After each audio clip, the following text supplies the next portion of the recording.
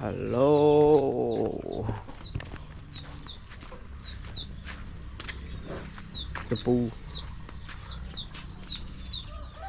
Là cepu.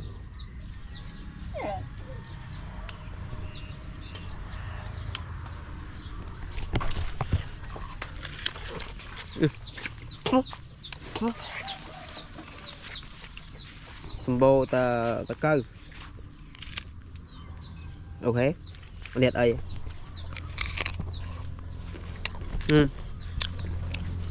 Good.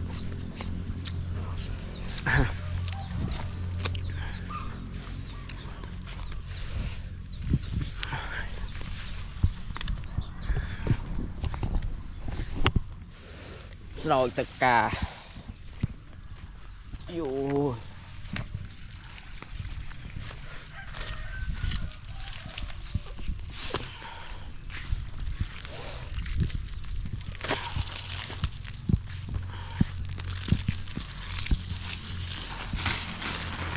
Anh đi, rung sạch.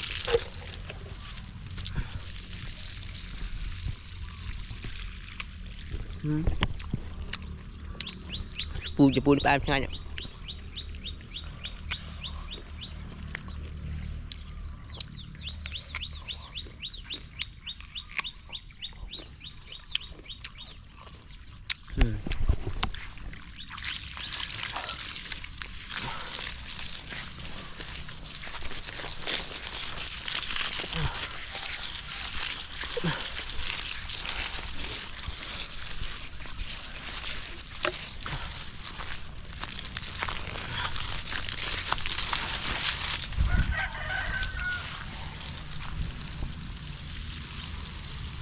Rồi lại viện đi fly tới trà này bây giờ ta khan bánh tắc tổng một fly trà này và man đào này hộp mập răng bày lụa tiệt việc là nhưng có hộ với chào vô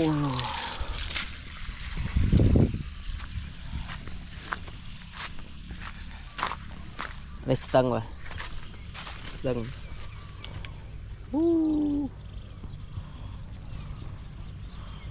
đó là da chế vậy biên fly là mà nó fly da ban pistol cũng đã ô thực sọ lứa đó nè thực sọ lứa bên tên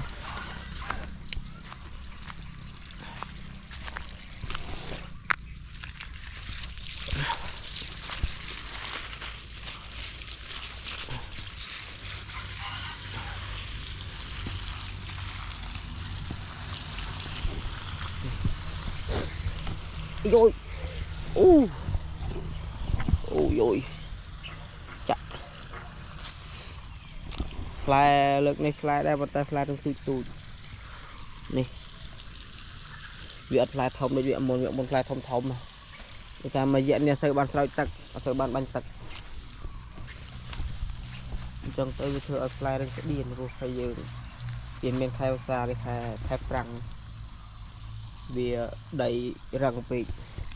đầy tuần thì chặt mày thèm tiền cũng chẳng đầy là xây lộ ấy da đây hả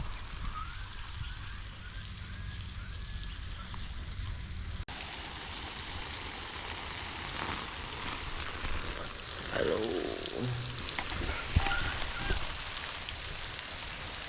bạch bia chụp chẳng ra bia sao giờ pi ngày vậy bạn bánh mà đồ pi mấy ngày hay sao mà tất đây nó là vô là bạn bánh thì bánh là chụp chẳng tới bởi vì sao nó đây tới vì quan triệt tật dù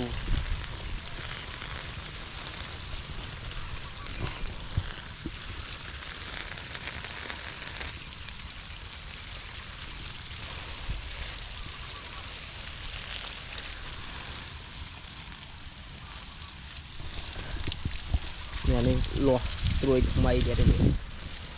người ta dựng bánh tật tới bị lùa trôi mây ui lột rồi mày hay gì thập bàn cà thập bàn miên phải vậy này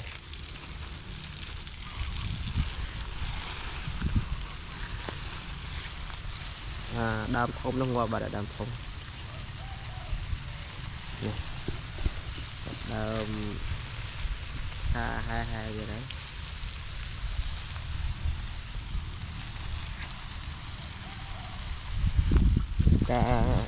cà cọc cà fly có to này anh ấy ngập à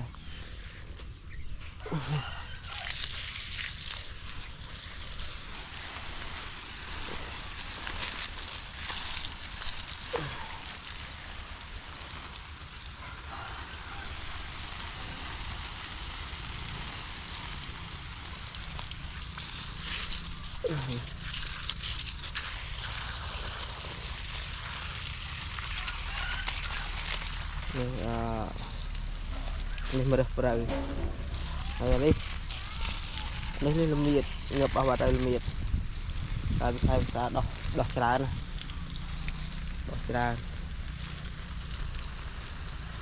lấy theo perang ngập ahli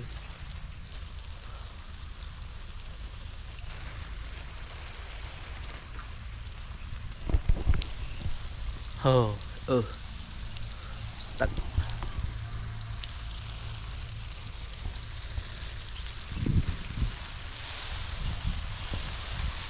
tràn cái nắp đá vậy này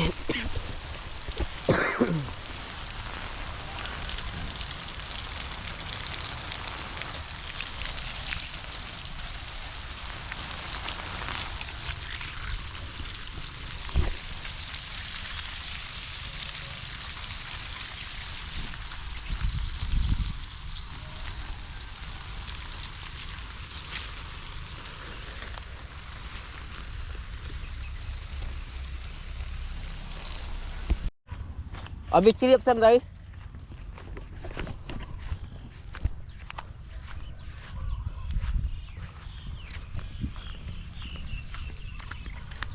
tầng này tầng stone này năm nay cứ chập sọ tắc năm nay sọ tắc lươn nó ra ta cái thu sai prang chẳng cái bom từ lẹ từ cầu nó bom từ lẹ từ cầu nó mà thôi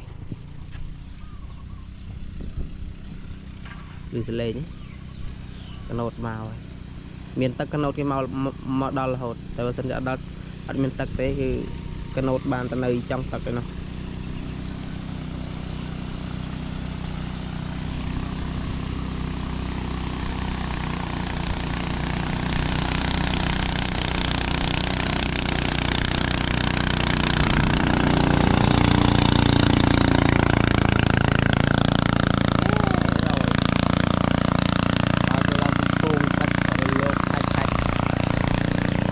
lột màu vàng trơn